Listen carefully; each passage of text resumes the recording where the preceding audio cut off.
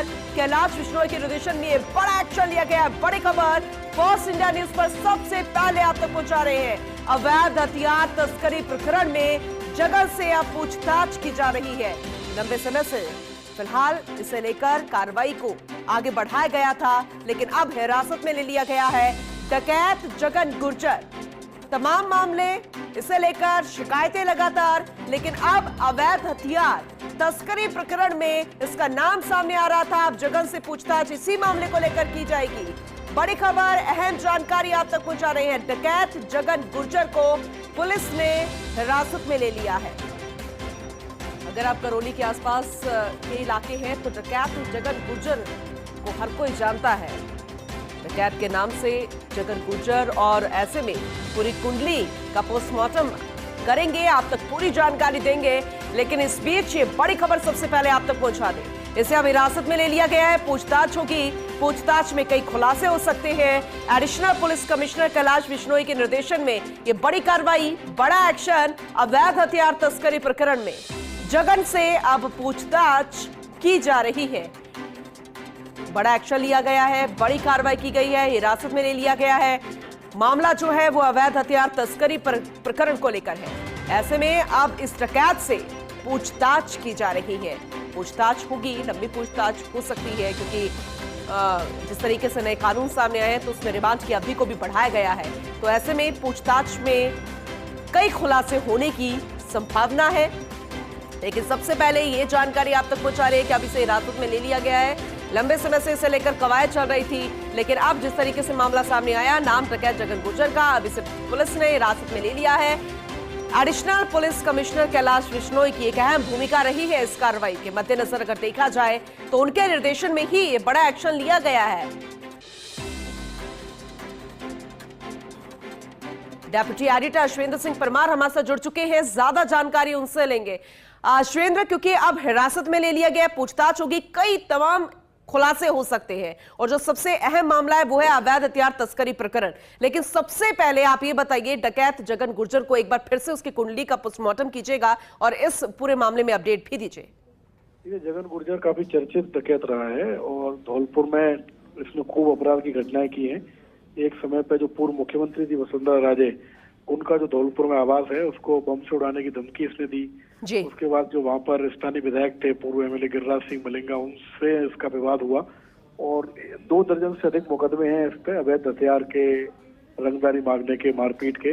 लेकिन अभी ये जमानत पर था और एक सामान्य जीवन जी रहा था, लेकिन क्योंकि पेशा उसका रहा है इसी तरह का, तो अब ये जानकारी मिली है कि अवैध हथियारों की तस्करी में जयपुर पुलिस ने उसको हिरासत में लिया है। जयपुर पुलिस की ओर से थोड़ी देर में विस्तृत बयान आएगा, तब पता चलेगा।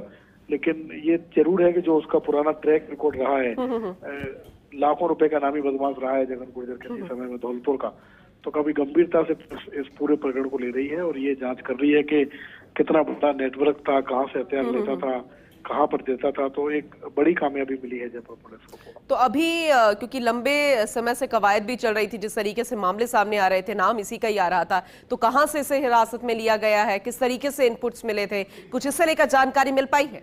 देखिए, अभी डिटेल्ड जयपुर पुलिस ने बहुत ज्यादा साझा नहीं की है। ये तो हमको खबर ली थी, उसके बाद इस बात की तस्दीक जरूर की है जयपुर पुलिस ने कि जगन गुर्जर को हिरासत में लिया है।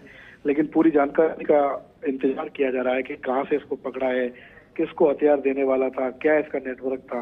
तो अभी काफी गंभीरता से जयपुर पुलिस इससे पूछताछ कर रही है और उम्मीद है कि जयपुर पुलिस जल्द ये खुलासा करेगी कहाँ से पकड़ा है और किन लोगों को जगन गुर्जर हथियार देने वाला है।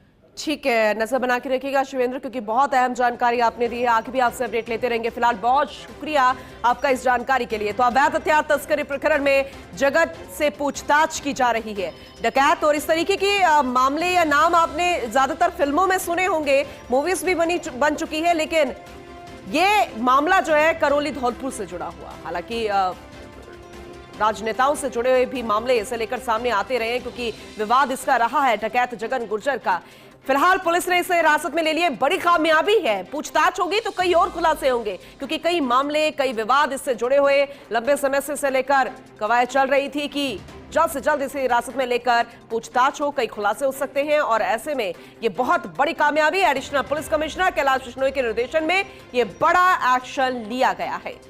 जयपुर से बड़ी खबर है। संगठित अपराध के खिलाफ police commissioner Biju George Joseph का एक्शन हुआ है। जयपुर पुलिस ने डकैत जगन गुर्जर को हिरासत में लिया है। Additional police commissioner Kailash Bishnoi के निर्देशन में कार्रवाई हुई है। जेल में बैठकर बाहर रंगदारी मांगने और अवैध हथियार तस्करी मामले में हिरासत में लिया है। कल भी डीसीपी वेस्ट अमित कुमार ने कार्रवाई करवाई। अजमेर हाई सिक्योरिटी जेल से 3 अपराधियों सहित 9 हार्डकोर बदमाशों को गिरफ्तार किया गया। अभी तक 43 हार्डकोर अपराधियों को गिरफ्तार किया जा चुका है। डकैत जगन गुर्जर से पूछताछ के बाद कई बदमाशों तक पुलिस पहुंची थी। और हमारे साथ senior special reporter Satyanarayan Sharma जुड़े हैं। सत्यनारायण, ये जो बड़ा एक्शन लिया गया है हार्डकोर अपराधियों के खिलाफ और कई चौंकाने वाले खुलासे भी हुए, चाहे रंगदारी की बात हो या फिर रैकेट की बात हो, बताइए किस तरह से भंडाफोड़ किया गया और एक्शन जो लिया है उसके बारे में भी विस्तार से चर्चा।